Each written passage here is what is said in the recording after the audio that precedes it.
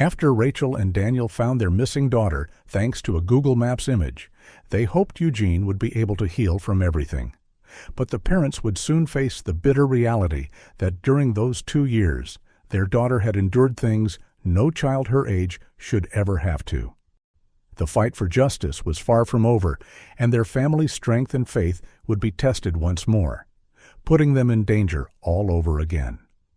3 weeks had passed since that fateful day in New York when Rachel and Daniel Warren had miraculously found their daughter Eugene after 2 years of desperate searching.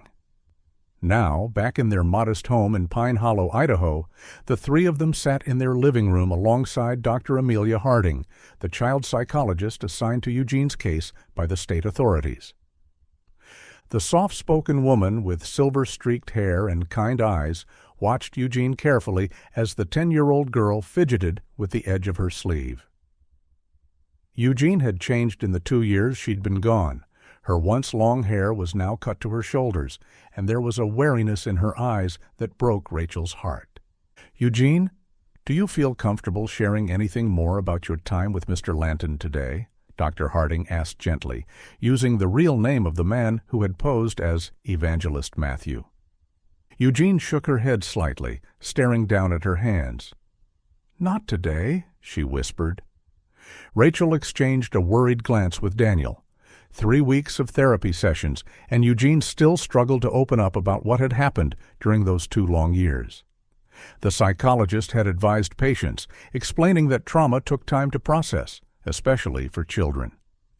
But patience was difficult when the legal case against Derek Lanton hung in the balance. "That's perfectly fine, Eugene," Dr. Harding assured her. "Remember what we talked about? You set the pace. There's no rush." Rachel tried to hide her disappointment. Without Eugene's testimony, they couldn't be certain that Derek Lanton would face the full consequences of his actions. The evidence they had proved kidnapping, but Rachel and Daniel suspected much worse had occurred during those 2 years, something that Eugene and the other children were too traumatized to reveal. The ringing of the phone broke the uncomfortable silence. Daniel glanced at the caller ID and stood quickly. "It's Officer Marshall Lawson," he said, excusing himself.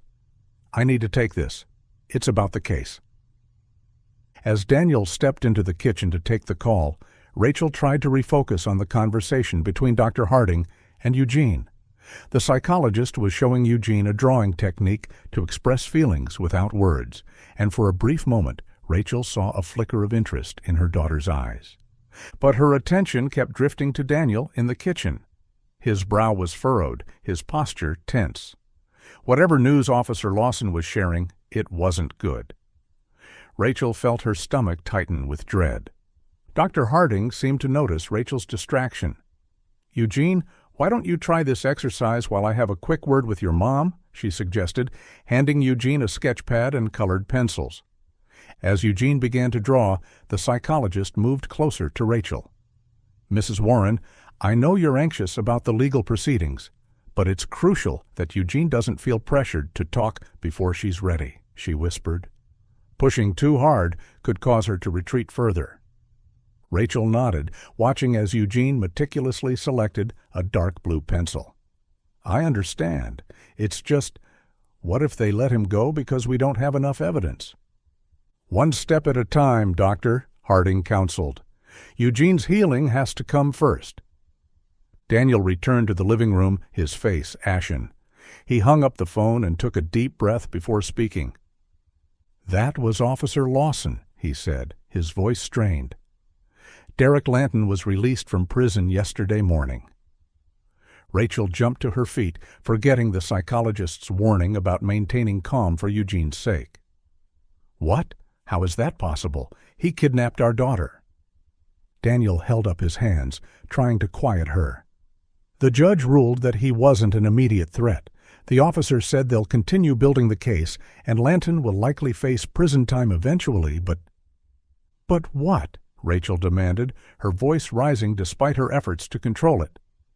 "The evidence they have right now isn't strong enough to keep him in prison remand," Daniel explained, his voice low and tight. Apparently, his lawyer threatened lawsuits because of the lack of concrete evidence. "That's ridiculous," Rachel exclaimed. "We found Eugene in his care after she was missing for 2 years. How is that not enough evidence?" Daniel moved closer, placing a hand on her arm. The officer said Lanton isn't just an ordinary evangelist. He has influence, money, resources. His lawyer is arguing that the children were part of a legitimate ministry program and that Eugene was never reported as missing in their records. Rachel couldn't believe what she was hearing. "That's a lie! We filed missing person reports everywhere." Dr. Harding cleared her throat softly, drawing their attention to Eugene, who had stopped drawing and was watching them with wide, frightened eyes. "Is he coming back for me?" Eugene asked, her voice barely audible. Rachel rushed to kneel beside her daughter, taking her small hands in her own. "No, sweetheart, no one is taking you away from us ever again. I promise." Daniel joined them, his arm encircling Eugene's thin shoulders. "Officer Lawson assured me that Lanton is under house arrest with a GPS tracker. He can't come anywhere near us." "They should have kept him locked up," Rachel muttered, anger and fear coursing through her veins. "He's obviously a danger." Daniel nodded, his expression grim. "We just need more evidence. We need to keep working with Dr. Harding, and hopefully, in time." His eyes met Rachel's over Eugene's head, and the unspoken message was clear.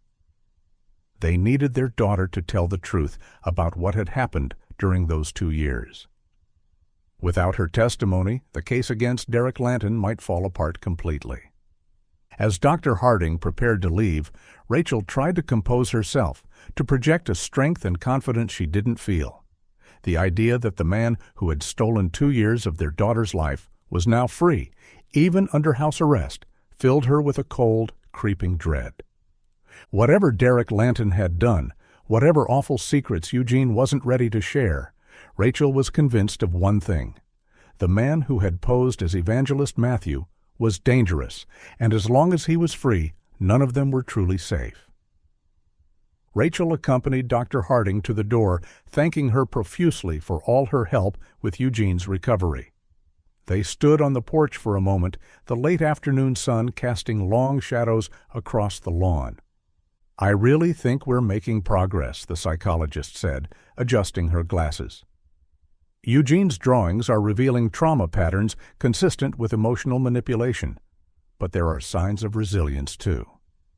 Rachel glanced back at the house where she knew Daniel was sitting with Eugene, probably trying to reassure her after the disturbing news about Lanton's release.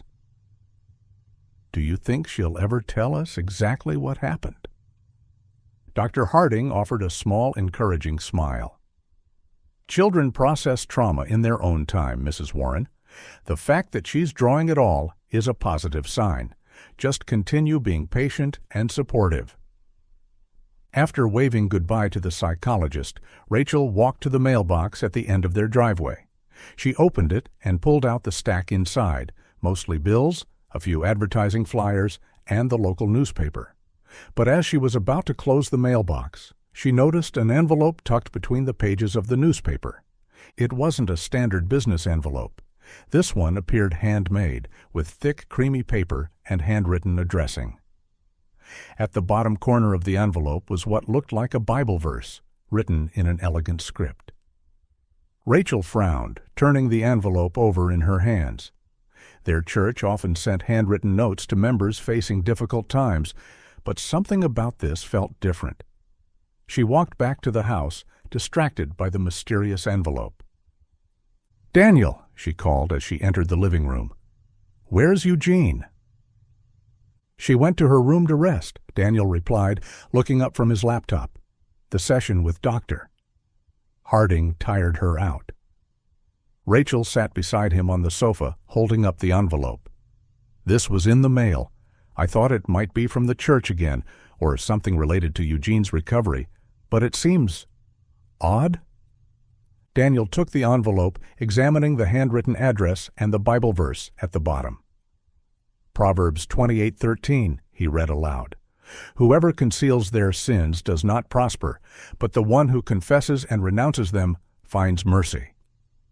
He gave Rachel a puzzled look. Not a verse our church typically uses in correspondence. Rachel opened the envelope carefully, pulling out several sheets of heavy, expensive-looking stationery. Her eyes immediately scanned to the bottom of the last page, and she gasped. "It's from him," she whispered, her fingers tightening on the paper. "It's from Derek Lanton." Daniel's expression hardened, and he leaned closer, reading over her shoulder as Rachel began at the top of the letter. "Dear Mr. and Mrs. Warren," she read aloud, her voice trembling slightly. "I am writing to express my deepest and most sincere apologies for the pain and suffering my actions have caused your family. It was never my intention to hurt anyone, least of all the innocent children who were placed in my care." "Care?" Daniel interrupted, his voice tight with anger. "He kidnapped our daughter." Rachel continued reading. "I understand that from your perspective, what I did was unforgivable, but I hope you can find it in your hearts to understand that I was guided by what I believed was divine instruction. As Isaiah 55:8-9 tells us, 'For my thoughts are not your thoughts, neither are your ways my ways, declares the Lord. For as the heavens are higher than the earth, so are my ways higher than your ways, and my thoughts than your thoughts.'" Is he seriously using the Bible to justify kidnapping? Daniel's face flushed with anger. "There's more," Rachel said, turning to the second page. "I am a flawed vessel, as we all are. Romans 7:19 reminds us, 'For I do not do the good I want to do, but the evil I do not want to do, this I keep on doing.' The darkness that sometimes overtakes us is not who we truly are in Christ." Rachel's hands were shaking so hard she could barely read the words. "I am asking, with humble heart, that you consider withdrawing the charges against me. I have already suffered greatly, losing my ministry and reputation. I am truly repentant and seek only to make amends and continue my work in spreading God's Word, though in a different capacity that won't involve children's ministry." She paused, looking up at Daniel with disbelief in her eyes. "He's using religion to manipulate us into dropping the charges. He actually thinks we'd fall for this." "Keep reading," Daniel said grimly. "Let's hear what else this monster has to say." Rachel turned to the final page. "If you find it in your hearts to forgive me, as Christ teaches us to forgive those who trespass against us, I would be eternally grateful. I also ask that you consider speaking positively on my behalf at the upcoming court hearing. A word from you about my reformed character and genuine remorse could make all the difference in allowing me to continue God's work in the community. Your brother in Christ, Derek Lanton." Rachel couldn't contain her rage any longer. She ripped the letter in half, then into quarters, her hands trembling with fury. How dare he? How dare he use religion like this, after what he did to Eugene, to those other children? Daniel took the torn pieces from her hands before she could destroy them further.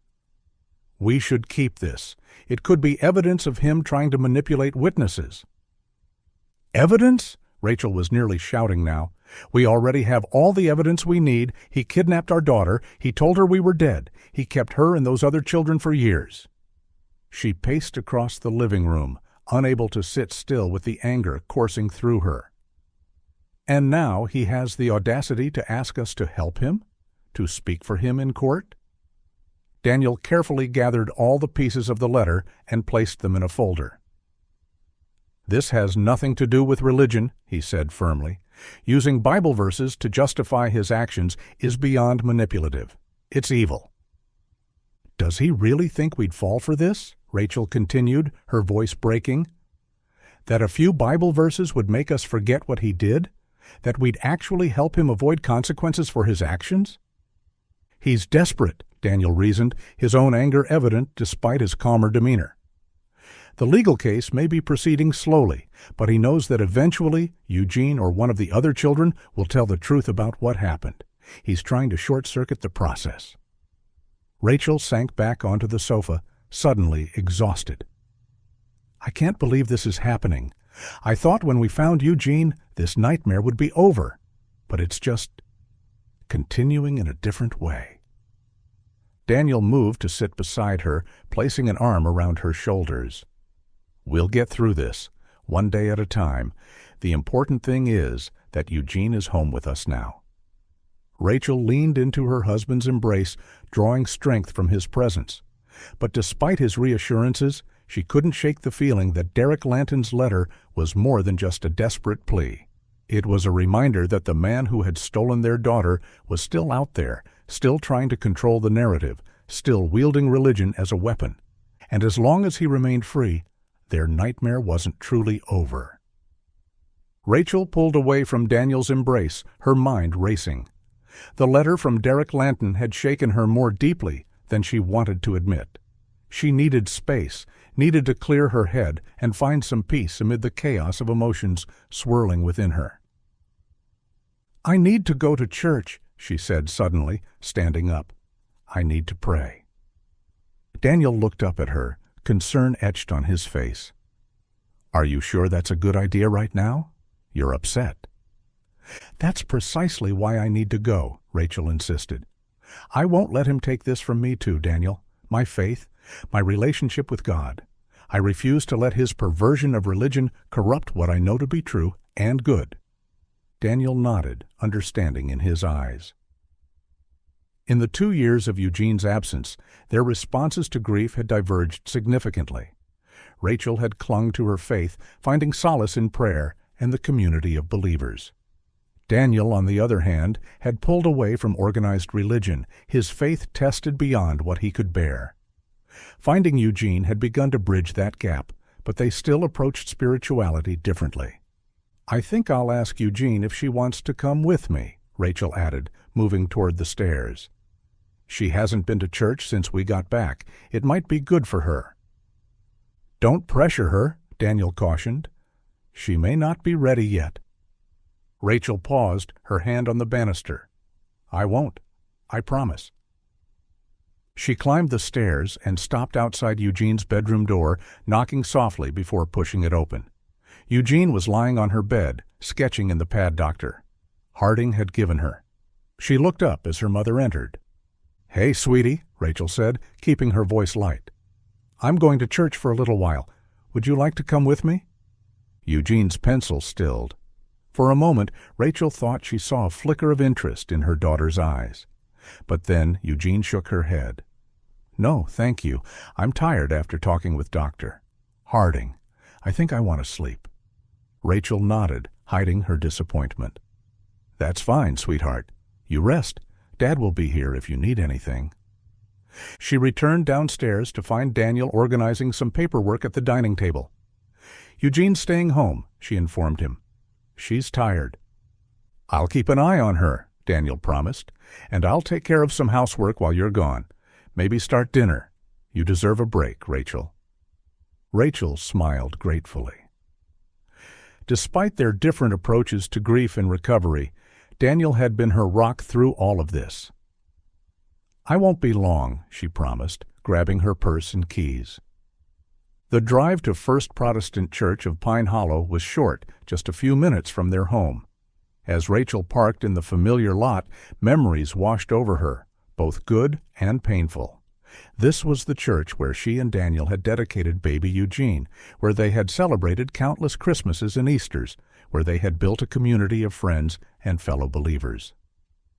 It was also the church where, over 2 years ago, they had first met Evangelist Matthew, the man who would later steal their daughter.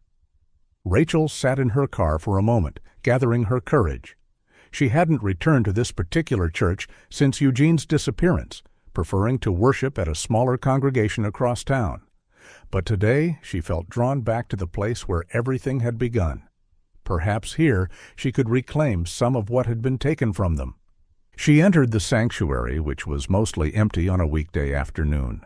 A few elderly worshippers sat scattered among the pews, engaged in private prayer.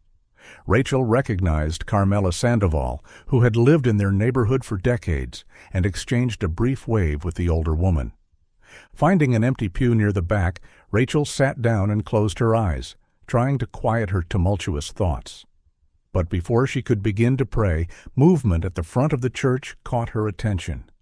Her heart seized in her chest as she recognized the figure standing near the pulpit.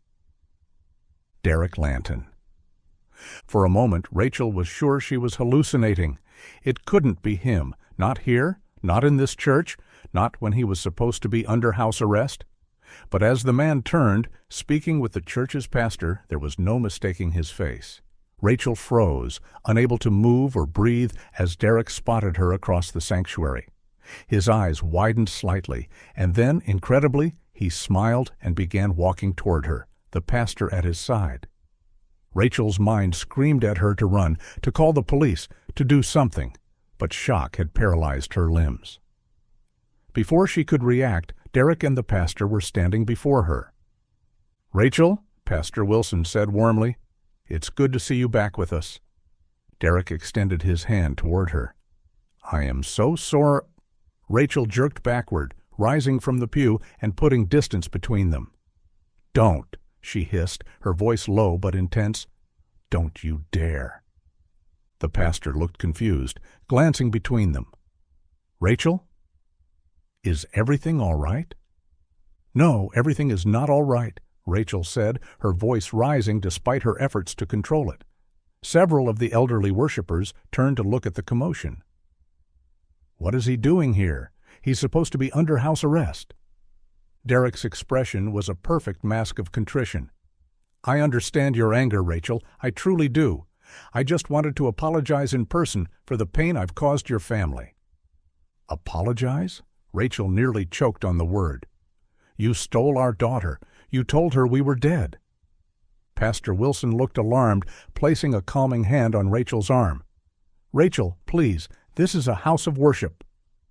Rachel shook off his hand, reaching for her phone. "I'm calling the police. He's violating his release conditions." Derek shook his head, still maintaining his placid expression. "My lawyer and I were able to negotiate an adjustment to my release terms. I'm permitted to attend church services as long as I wear the GPS tracker." He lifted his pant leg slightly, revealing the black electronic device strapped to his ankle. "That's impossible," Rachel whispered, backing away further. "It's true," Derek continued. "The other families involved in the case have withdrawn their charges. They've recognized that everyone deserves a second chance, that forgiveness is at the heart of our faith." Rachel couldn't believe what she was hearing. "The other families withdrew their charges? After what you did to their children?" Derek nodded, his expression solemn. "They recognized that I've changed, that I'm truly repentant. Yes, I still face charges from the state for technical violations of the law, and I'm prepared to accept those consequences. But I'm hoping that you and Daniel might also find it in your hearts to reconsider your position." Rachel stared at him, speechless with rage and disbelief. This man had orchestrated an elaborate deception, had stolen years of their lives, had traumatized their daughter so severely that she still couldn't speak about what had happened. And here he was, standing in a church, asking for forgiveness as though he'd committed some minor transgression. "Never," she whispered, backing away toward the door. "Never in a million years." Without another word, Rachel turned and fled from the church, her heart hammering in her chest. The beautiful spring day outside seemed mockingly bright compared to the darkness that had just descended on her world. Derek Lanton, the man who had destroyed their lives, was free to walk into their church and ask for forgiveness. And somehow, incredibly, the other families had given it to him. Standing in the parking lot, Rachel pulled out her phone with trembling hands. She had to verify what Derek had told her, had to know if it was true that the other charges had been dropped. She dialed Officer Marshall Lawson's number, praying that Derek had been lying.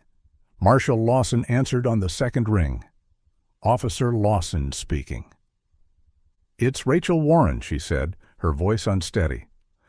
"I need to confirm something. I just saw Derek Lanton at our church, and he claims the other families have withdrawn their charges against him.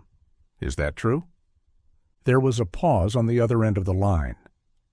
Mrs. Warren, I apologize that you had to learn about this situation in such a manner. We hadn't received the official updates from the court yet, or I would have informed you immediately." Rachel leaned against her car, feeling as though the ground beneath her feet had disappeared. "So it is true." "I'm afraid so," Lawson confirmed. "Over the past week, the other families involved in the case have, one by one, formally withdrawn their complaints against Mr. Lanton." "But why?" Rachel demanded. "How could they possibly forgive what he did?" "I can't speak to their personal decisions," the officer replied carefully. "But from what I understand, Mr. Lanton's lawyer has been quite persuasive in his outreach to the families. He's framed the situation in religious terms, emphasizing forgiveness and second chances." Rachel closed her eyes, picturing the letter they had received, the Bible verses carefully selected to manipulate, the appeals to Christian charity and forgiveness. And they fell for it. "Mrs. Warren," Officer Lawson said, his voice taking on a more urgent tone, "I want to assure you that the state is still pressing charges against Mr. Lanton. Even without the other family's cooperation, we have enough evidence to proceed with a case for kidnapping and fraud." "But will it be enough?" Rachel asked. "Without their testimony, will he actually face serious consequences?" The officer hesitated. "It complicates things. The sentence he'll receive will likely be much lighter than what we initially anticipated." Rachel felt sick. "So he'll get away with it? After everything he did, he'll serve what? A few months? A year?" "There's still one avenue that could ensure a more substantial sentence," Lawson said carefully. "If Eugene were willing to testify about what occurred during the time she was in Mr. Lanton's custody." "She's traumatized," Rachel said, her voice breaking. "She can barely speak about what happened, let alone testify in court." "I understand," the officer replied sympathetically. "And we would never pressure a child witness. But if, with the help of her therapist, Eugene did reach a point where she felt able to share her experiences, it would make an enormous difference in the case." Rachel thanked the officer and ended the call, feeling hollowed out. The other families had abandoned them, leaving the Warrens to fight this battle alone. And their best hope for justice now rested on the shoulders of their traumatized daughter. She drove home in a daze, barely registering the familiar streets of Pine Hollow. When she arrived, she found Daniel in the kitchen, preparing dinner. The domestic normality of the scene, Daniel in an apron, chopping vegetables, felt surreal after what she had just learned. "Daniel," she said, her voice still shaky.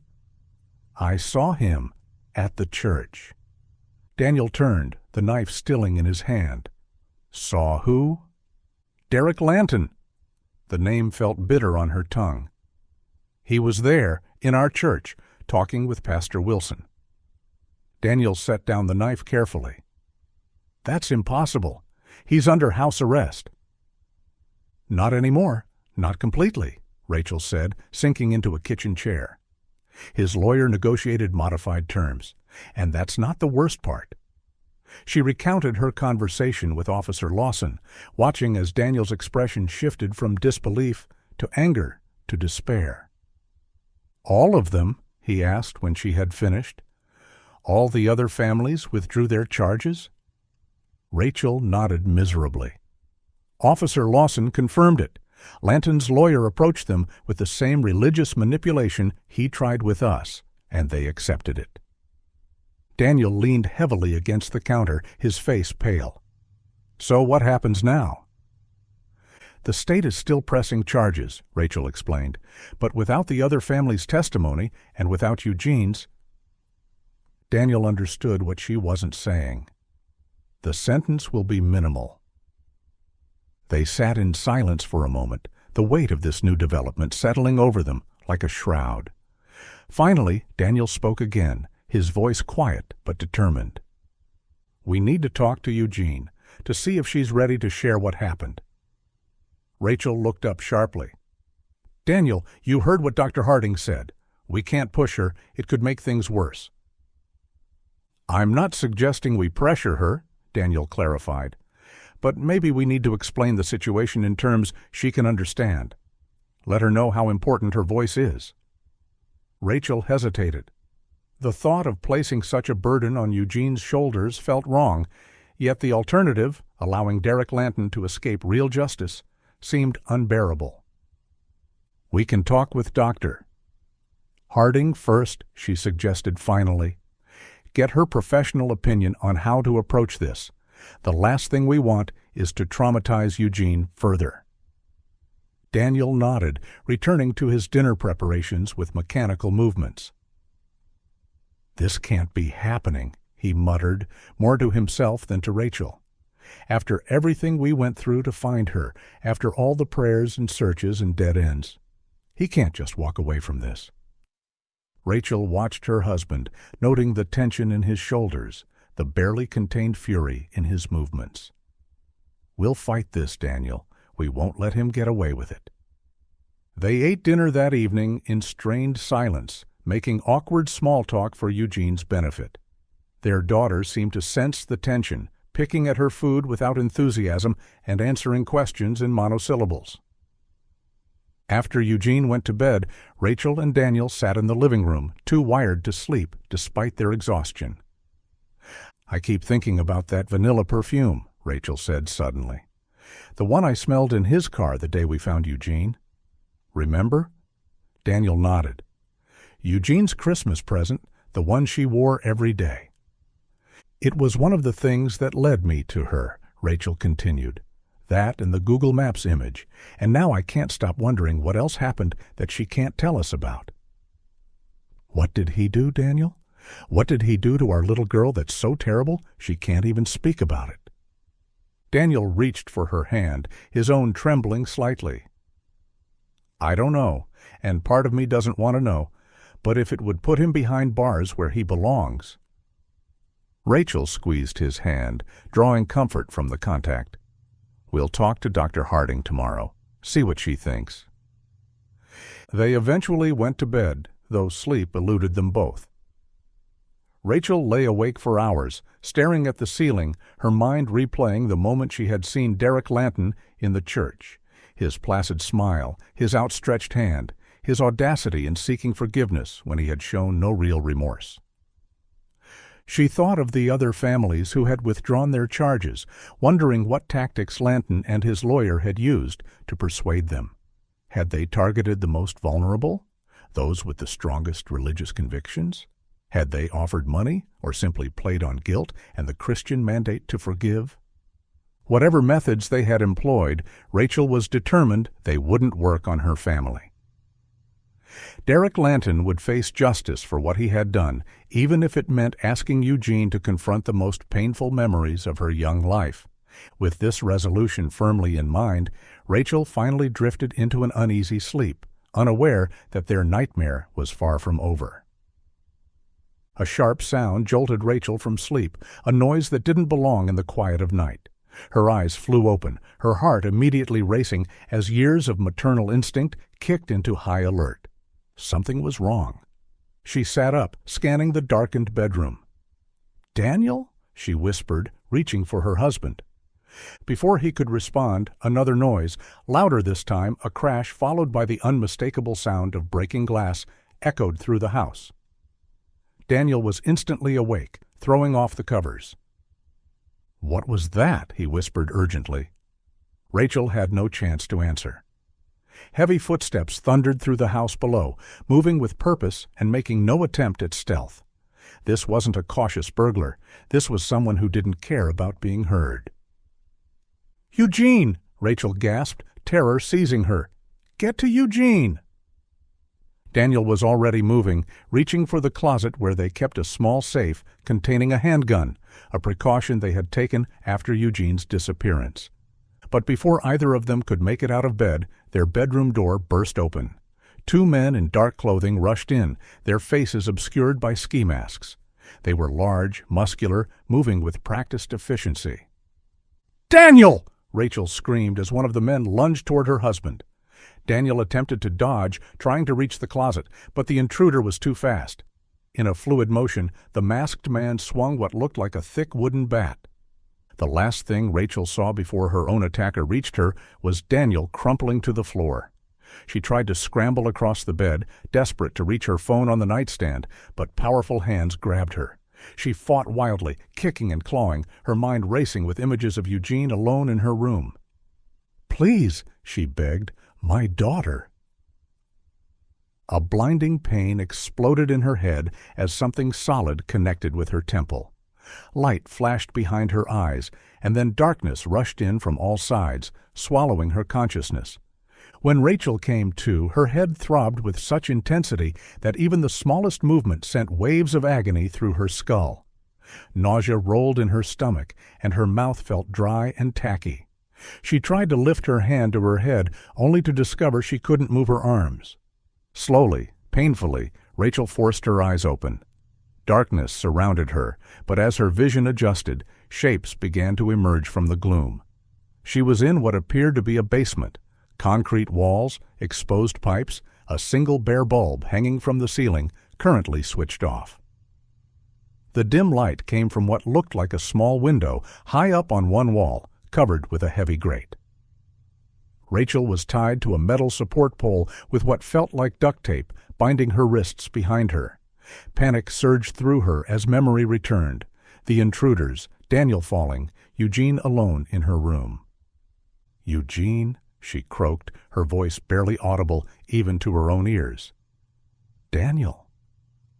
Where were they? Were they hurt? Were they even alive?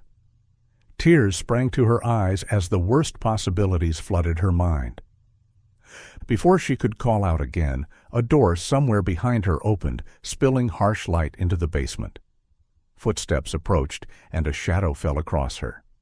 With immense effort, Rachel lifted her head. Derek Lanton stood before her, looking down with an expression of cold satisfaction.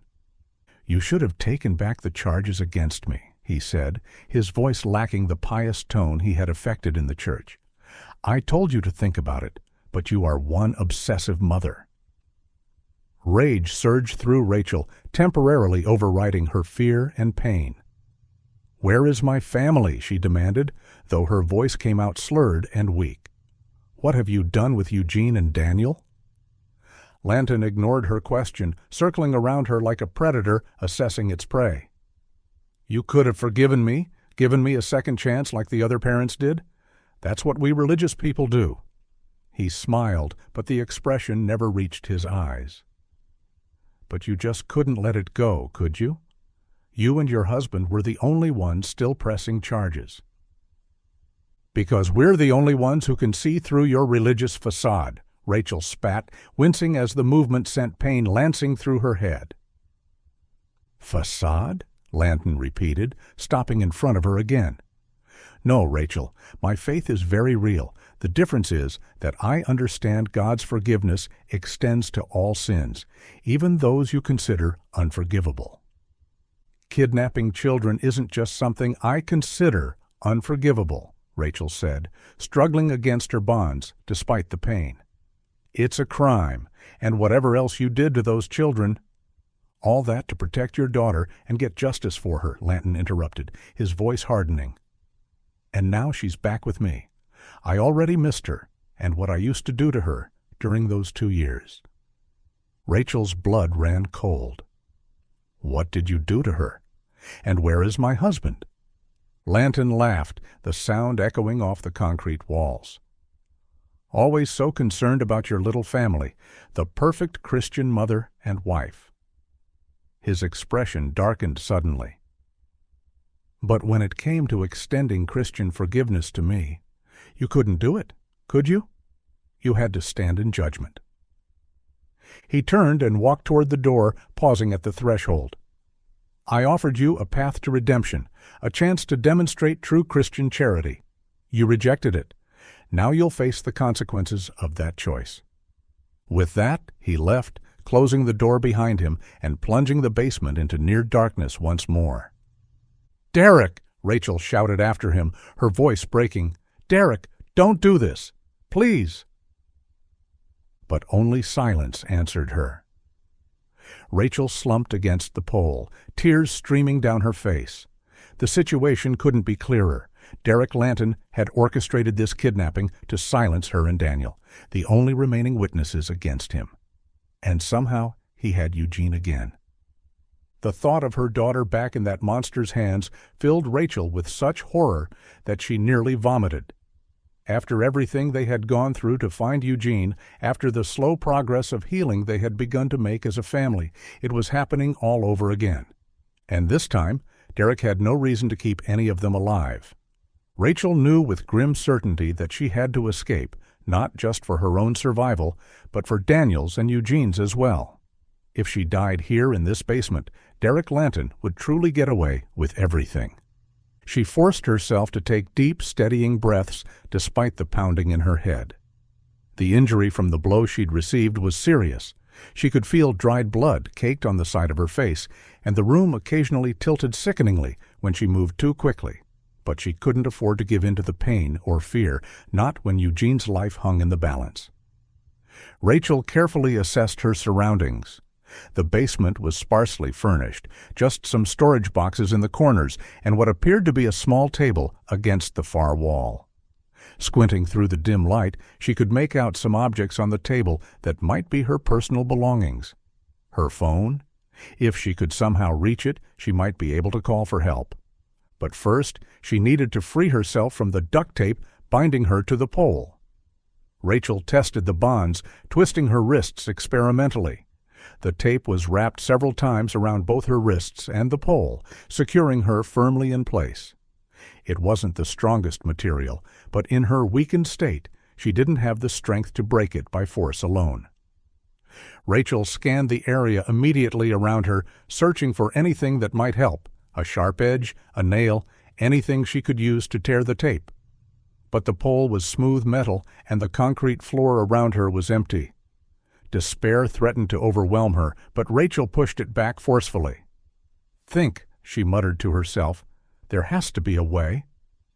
As she shifted position, trying to ease the growing numbness in her arms, Rachel felt something hard press against her back through her thin nightgown.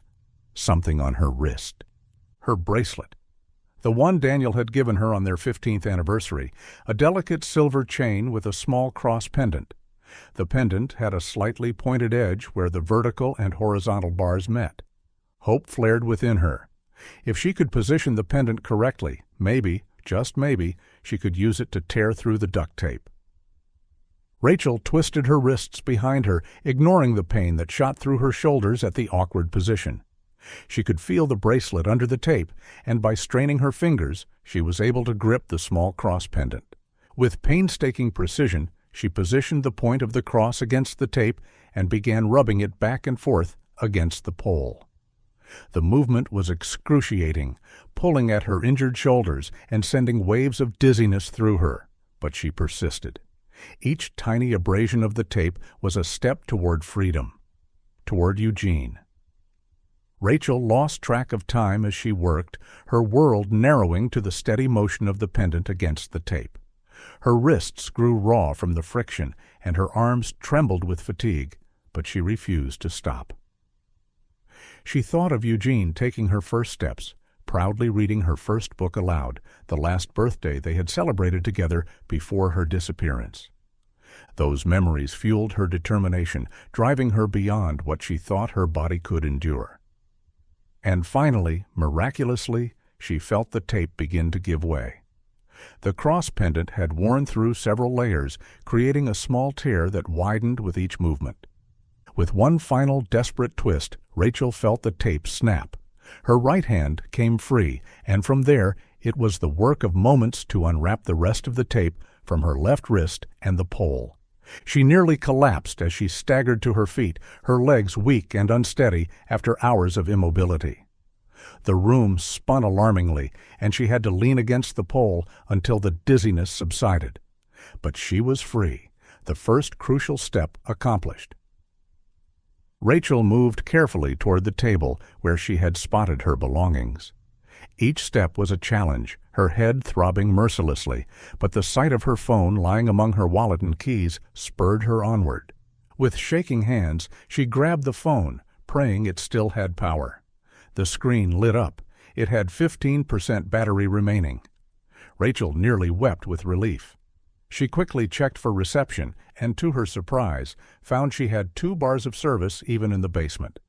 She immediately dialed 911, keeping her voice as low as possible as she crouched in the corner farthest from the door.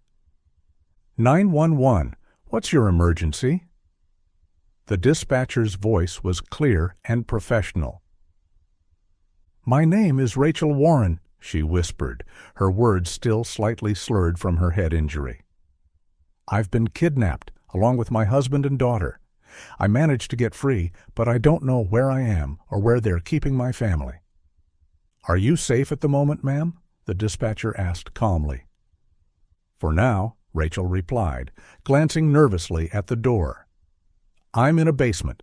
The man who took us is Derek Lanton. He's supposed to be under house arrest for kidnapping my daughter previously. You should have his address on file. Yes, we have that information, the dispatcher confirmed. Can you see anything outside that might help us identify your location? Rachel moved carefully to the small window, keeping low. There's a window, but it's too high to see out clearly. That's okay, ma'am. We're tracking your location through cell towers. Officers are already on their way to your location. Rachel felt a wave of relief so intense it nearly buckled her knees. Please hurry, she begged. My daughter. He has her again, and I don't know what he's planning. Officers will be there very soon, the dispatcher assured her. Is there somewhere you can hide in the meantime? Rachel glanced around the basement. Not really. There are just some boxes in the corners. The door is locked from the outside, so I can't get out on my own. Stay where you are then, and stay on the line with me until officers arrive, the dispatcher instructed. Can you hear anything that might indicate where your husband or daughter might be? Rachel strained to listen, but heard nothing beyond the pounding of her own heart. No, it's quiet. I haven't heard anything since Lanton left me here. As if summoned by her words, a sound came from beyond the door, a key turning in a lock. Rachel's heart leapt into her throat. Someone's coming, she whispered urgently into the phone. He's opening the door. Try to stay calm, the dispatcher said.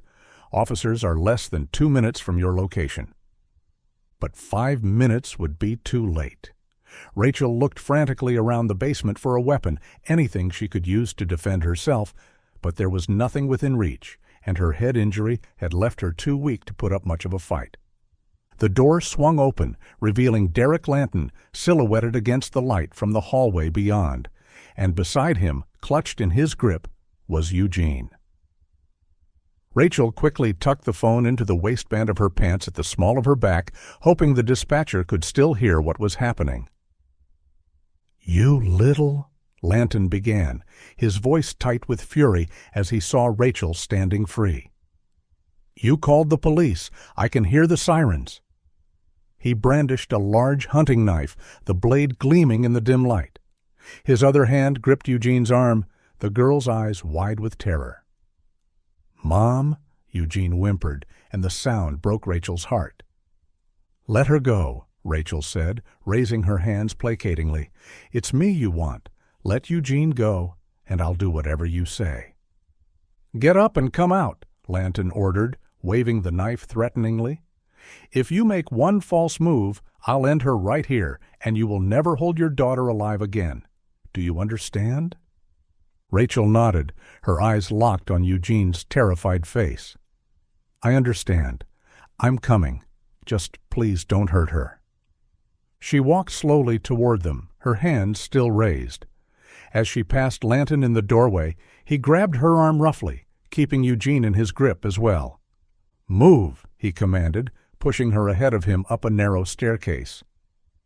Rachel complied, praying the dispatcher had heard everything and understood the urgency of their situation. As they emerged from the basement into what appeared to be a modest suburban home, Rachel heard it, the blessed wail of sirens in the distance, growing louder with each second. The sounds of multiple vehicles screeching to a halt outside filled the air, followed by a voice amplified by a megaphone. Derek Lanton. This is the police. Come out with your hands up. We have the house surrounded. Rachel felt a spark of hope ignite in her chest. Help had arrived. But Derek Lanton wasn't ready to surrender. "You've ruined everything," Lanton snarled, dragging Rachel and Eugene toward the front of the house. Through the windows, Rachel could see police cars with flashing lights, officers crouched behind them with weapons drawn. "They know you're here," Rachel said, trying to reason with him. "There's nowhere to go. Please just let Eugene go. She's just a child." Lanton ignored her plea, yanking them into the living room that faced the street. "You think I'm going back to prison? I had it all worked out. The other families had forgiven me. My ministry was going to continue under a new name. All I needed was for you and your husband to disappear." "Where is Daniel?" Rachel demanded, still scanning the room for any sign of her husband. "What did you do to him?" "Your precious husband is fine," Lanton sneered. "For now. He is secured elsewhere in the house." Through the window, Rachel could see more police vehicles arriving. An officer with a megaphone repeated the command for Lanton to surrender. "Derek Lanton, release your hostages and come out with your hands up. This is your final warning." Lanton's grip on Eugene tightened, causing the girl to whimper in pain. The knife in his hand glinted as he raised it closer to Eugene's throat. "Back away from the windows!" he shouted toward the police. "I want a car with a full tank of gas brought to the front door. If I see one officer approach this house, I start cutting." Rachel's heart hammered against her ribs. She needed to get Eugene away from him, to create some distance between her daughter and that knife. "Please," she tried again, her voice deliberately calm despite her terror. "Think about what you're doing. You claim to be a man of faith. Is this how a true believer acts?" Lanton's eyes darted to her, momentarily distracted from the police outside. "Don't you dare lecture me about faith," he hissed. "Your self-righteous judgment is what brought us to this point. If you had just forgiven me like a good Christian should, none of this would be happening." Rachel took a small step toward him, keeping her hands visible. "Then let me make it right," she offered. "Let Eugene go, and I'll tell the police it was all a misunderstanding. I'll say we're dropping the charges." For a moment, indecision flickered across Lanton's face. Rachel held her breath, hoping he might be considering her offer. But then his expression hardened again. "It's too late for that. They won't believe you now." Outside, movement caught Rachel's eye. Police officers were taking positions around the perimeter of the house, some carrying shields. Among them, she spotted a familiar face. Officer Marshall Lawson, the detective assigned to Eugene's original kidnapping case. Lanton, still holding Eugene with the knife at her throat, backed away from the window and toward the front door. "We're leaving," he announced. "You're coming with us as insurance until we're safely away." "They'll never let you leave," Rachel warned him. "The house is surrounded." "Then things are about to get very unpleasant," Lanton threatened, pressing the knife more firmly against Eugene's skin. A voice came through a loudspeaker outside, clear and authoritative. "Mr. Lanton, this is Officer Gary Wellington. We need you to release the hostages and surrender peacefully. There's no way out of this situation that ends well for you if you continue down this path." Lanton hesitated, and Rachel could see the calculation in his eyes. He was cornered, and the rational part of him knew it was over. But there was desperation there, too, the dangerous unpredictability of a man with nothing left to lose. For a moment, it looked like Derek might actually surrender. His grip on Eugene loosened slightly, and his expression shifted from rage to something more contemplative. Rachel held her breath, hoping against hope that he would make the right choice and end this standoff peacefully. But then his expression hardened again. He began shouting more threats, demanding that all police units retreat, that he be allowed to drive away with Eugene. His agitation grew visibly, the knife pressing more firmly against Eugene's throat. Suddenly, a loud pang echoed through the room, unmistakably the sound of a gunshot. Rachel flinched instinctively and then stared in shock as Derek's form went instantly limp. The knife fell from his hand as he crumpled to the floor. lifeless. "Target eliminated," a voice shouted from outside. Police officers rushed into the house, moving quickly to secure Rachel and Eugene. An officer gently pulled Eugene away from Lanton's fallen body and guided her toward Rachel, who immediately wrapped her arms around her daughter, sobbing with relief. "You're safe now," she whispered into Eugene's hair. "You're safe. He can't hurt you anymore." Officer Wellington approached them, holstering his weapon. "Mrs. Warren," he said gently, "are you and your daughter all right? We're here to help you." Rachel nodded, still clutching Eugene tightly. "My husband," she managed to say. "Where's Daniel? Is he okay?" "We're searching the house now," Wellington assured her. "If he's here, we'll find him." Within moments, shouts came from another part of the house. An officer appeared in the doorway, supporting a battered but conscious Daniel. "Rachel! Eugene!" Daniel called out, his voice thick with emotion. Rachel turned, her heart soaring at the sight of her husband alive. Despite his visible injuries, a swollen eye, split lip, and the way he limped toward them, Daniel broke away from the supporting officer and rushed to embrace his family. The three Warrens clung to each other, tears flowing freely, their bodies trembling with relief and lingering fear. They were alive. They were together. The nightmare was finally over. Officer Wellington gave them a moment before gently interrupting. "We need to get you all checked out by medical professionals," he said. "And later, we'll need your statements about what happened here." "Is he really dead?" Rachel asked, glancing toward where Lanton's body lay, covered with a sheet, officers working around it. "Yes, ma'am. The threat has been eliminated. One of our snipers found the right moment to take a safe shot. He can't hurt your family anymore." The Warrens were escorted outside, where ambulances waited with their lights flashing. Neighbors had gathered beyond the police tape, watching with shocked expressions as the family emerged from the house. In the back of the ambulance, paramedics began attending to their injuries. Rachel's head wound required immediate attention, and Daniel winced as medics examined his ribs. Eugene appeared physically unharmed except for the small nick on her throat, but her eyes were distant, processing the trauma. As the ambulance doors closed and they began the journey to the hospital, Daniel reached for Rachel's hand across the small space. "How did they find us?" he asked, his voice still shaky. "How did the police know where to look?" Rachel held up her wrist, showing him the delicate silver bracelet with the cross pendant. "I managed to get free using this," she explained. "The pendant was sharp enough to cut through the duct tape. Once I was free, I found my phone and called 911.